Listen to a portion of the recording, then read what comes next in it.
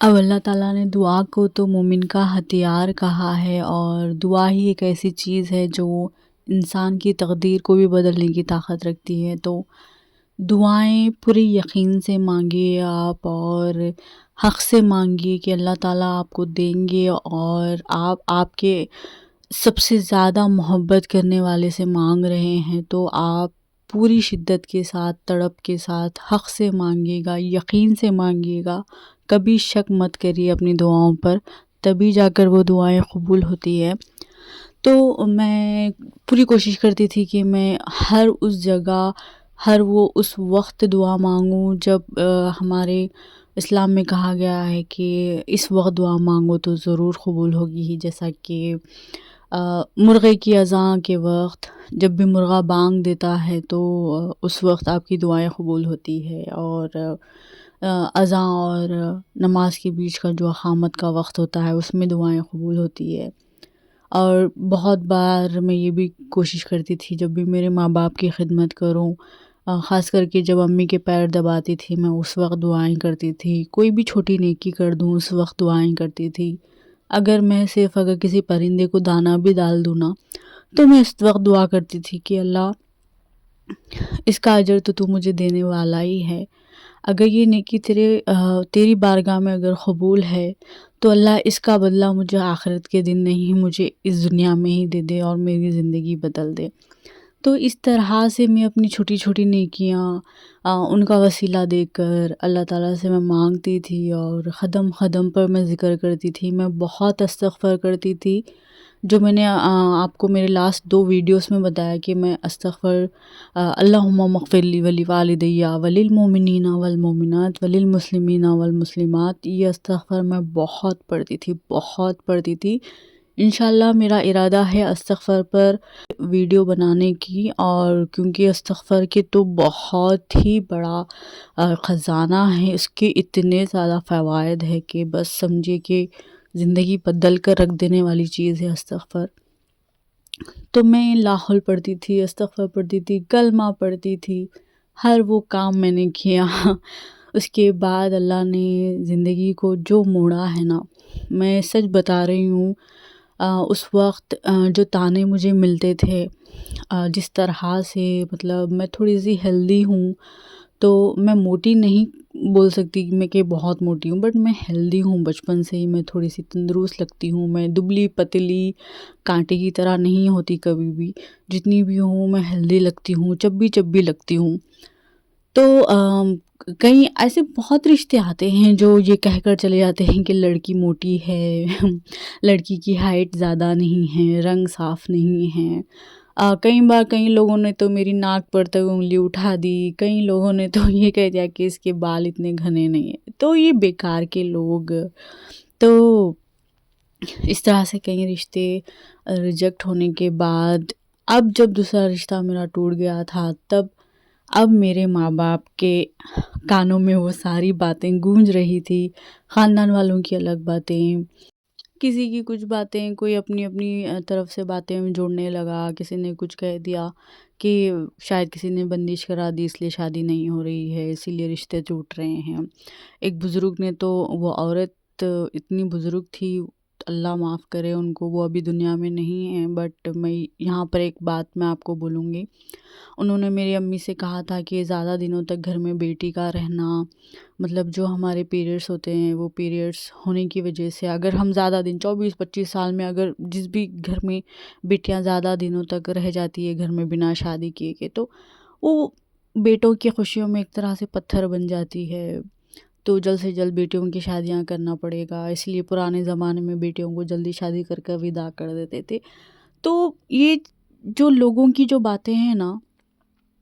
یہ ایک کمزور وقت میں میرے ماں باپ کے اوپر حاوی ہو گئی تھی، اور جس کی وجہ سے کہیں نہ کہیں ان کے برتاؤ میں اتنا سارا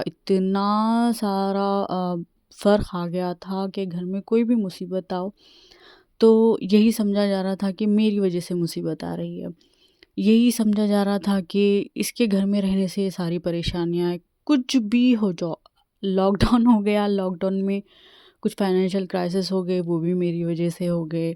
اگر میرا بھائی کسی میں فیل ہو گیا تو وہ بھی میری وجہ سے ہو گیا، اگر کار خراب ہو گئی تو وہ بھی میری وجہ سے ہو گئی۔ تو بڑی سے بڑی چیز کو سے لے کر چھوٹی سے چھوٹی چیز تک کی وجہ مجھے بتایا جا رہا تھا۔ اور کچھ لوگوں نے کہا لڑکی بہت موٹی لگتی ہے فوٹوز میں، اسے دبلا ہونے کے لیے کہو، چاول کم کھانے کے لیے کہو، ڈائٹنگ کرنے کے لیے کہو، جم جوائن کر لینے کے کہو۔ تو اس بیچ میں ایسا ہو گیا تھا نا کہ میں کھانا کھانے کے لیے تک میں ڈرتی تھی، میں ایسا کانپ جاتی تھی جب بھی میں کھانا کھاتی تھی۔ اگر میرے گھر میں کوئی مجھے دیکھ رہا ہے تو میں پیٹ بھر کھانا کھانے کے لیے بھی میں بہت سوچتی تھی، مجھے ڈر لگتا تھا کہ اس طرح سے میں کھا رہی ہوں، میں پیٹ بھر کے کھا لوں۔ اب رہتا ہے نا کہ ڈائٹنگ نہیں، کچھ بھی نہیں، پیٹ بھر کے 3 ٹائم کھانا کھا رہی ہے، اس طرح سے میں وہ ساری باتیں اب میں یاد نہیں کرنا چاہتی، میں کچھ بھی ڈسکس نہیں کرنا چاہتی، بٹ میں آپ کو بتا رہی ہوں کہ کس طرح کی دور سے میں گزری ہوں، کس طرح سے اذیتیں مجھے ملی ہے، کس طرح سے میں اللہ سے میں یہ بولتی تھی کہ اب نہیں جینا ہے اللہ، اب بس اب مجھے اور نہیں، اب میں کتنا جی لوں۔ میں یہی سوال کرتی تھی کہ اللہ کیا فرق پڑ جاتا اگر میں دنیا میں نہیں آتی، کیا فرق پڑ جاتا اللہ اگر شاید میں کبھی ایسے ہی چل بسوں جیسے بہت سارے دنیا میں لاکھوں کروڑوں بیٹیاں، کوئی پیٹ میں ہی چل بستی ہے، کوئی دنیا میں آنے سے پہلے ہی چلی جاتی ہے، کوئی بچپن میں ہی چلی جاتی ہے، میں کیوں نہیں گئی اس طرح سے؟ مجھے کیوں زندہ رکھا تو نے؟ ایسے بہت سارے سوال میں نے کیے اللہ سے، تو بہت سوال، بہت شکایتیں اللہ سے، اور اس وقت میرے پاس میرے اللہ کے سوا کوئی بھی نہیں تھا۔ تو اس وقت میں نے شاید زندگی کا بہت بڑا صبر میں نے کیا، بہت تانے سنے، قدم قدم پر تانے سنے، میرے خود کے اپنے جو میرے خون کے رشتے تھے ان سے میں نے بہت کچھ سنا، جن سے اللہ تعالیٰ نے جن کو مجھے دنیا میں لانے کا ذریعہ بنایا، ان ماں باپ کی زبان سے بھی بہت کچھ سنا۔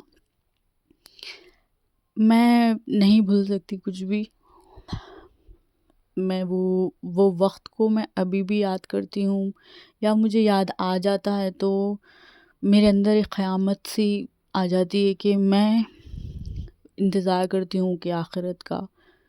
کہ جس دن آخرت کا دن آئے گا اور اللہ ان ساری چیزوں کا حساب لے گا، اس دن میں چیخ چیخ کے اللہ سے سب کی شکایتیں کروں گی کہ اللہ اس نے مجھے یہ کہا، اللہ اس نے یہ کہا،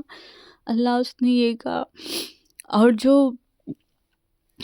وہ عورت تھی نا جس نے کہا تھا کہ بیٹیوں کا زیادہ دن گھر میں رہنا بیٹوں کی خوشیوں میں پتھر ہے، جب کرونا کا دور چل رہا تھا نا، اس کی 2021 میں بھی بہت سارے لوگ کرونا سے جا رہے تھے، تو انہیں کووڈ ہو گیا تھا، اور کووڈ کی وجہ سے ان کا انتقال ہو گیا تھا۔ جیسا مجھے پتہ چلا کہ ان کا انتقال ہو گیا، میں نے فوراً نماز پڑھی، میں نے اللہ سے ایک ہی دعا کی کہ اللہ یہ عورت ابھی تیرے پاس آ گئی ہے، اس عورت کی جہالت کی وجہ سے جو میری زندگی میں جو جس طرح سے تکلیفیں آئی ہیں نا اللہ، اس کا حساب تم میرے آنے تک مت لینا۔ میں نے یہ دعا کی تو سمجھے کہ کسی کی جہالت، کسی کی صرف من گھڑت کہانیوں کی وجہ سے کسی کے دل پہ کیا گزرتی ہوگی۔ بات بہت لمبی ہوتی جا رہی ہے، پارٹ 1 سے پارٹ 2، پارٹ 2 سے پارٹ 3، پارٹ 4، پتہ نہیں کتنے بن جائیں گے، میری کہانی ختم ہی نہیں ہو رہی۔ تو انشاءاللہ یہ دکھ بھری کہانی آج اسی ویڈیو میں ختم کرتے ہیں، اور جو خوشیوں والا جو میری زندگی میں وقت آیا تھا وہ نیکسٹ ویڈیو میں آپ سب کو میں سناؤں گی۔ اور پلیز لائک کرنا، اور جو نئے ویورز ہیں پلیز سبسکرائب کرنا، اور کمنٹس میں ضرور بتانا۔ تب تک کے لیے اپنی اس بہن کو اپنی دعاؤں میں یاد رکھنا، اور آپ سب کے لیے بھی ڈھیر ساری دعائیں، اور بہت بہت شکریہ میری زندگی کا حصہ بننے کے لیے۔ تو ملتے ہیں نیکسٹ ویڈیو میں، تب تک کے لیے اللہ حافظ۔